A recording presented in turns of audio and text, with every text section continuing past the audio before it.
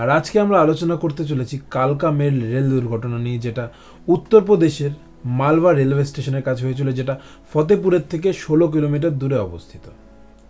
10 জুলাই 2011 সালে এই রেল দুর্ঘটনাটি ঘটে এবং এই দুর্ঘটনার ফলে 300 জন যাত্রী আহত হন এবং 70 জন যাত্রী নিহত হন। দুর্ঘটনার আগের দিন 9 জুলাই তার নির্ধারিত সময় সন্ধ্যা 7:40 কালকা মেল হাওড়া স্টেশন ত্যাগ করে এবং তার নির্ধারিত গতিবেগে ট্রেনটি স্টেশনগুলিকে অতিক্রম করে চলেছিল অন্যান্য দিনের মতো।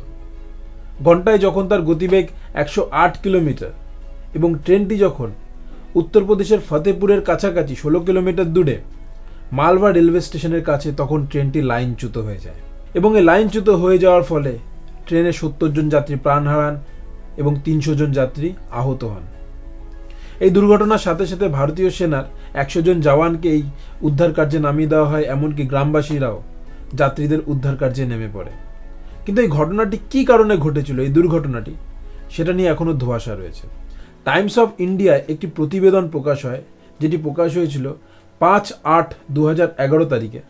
সেখানে জানানো হয় যে ট্রেন লাইনের একটি ফাটলের জন্য এই দুর্ঘটনাটি ঘটে, কিন্তু chief commissioner of railway safety জানান যে ফেলিওর অফ ইকুইপমেন্টস অথবা ব্রেকেজ ইন রেলওয়ে ট্র্যাকের কারণে এই দুর্ঘটনাটি ঘটেছিল।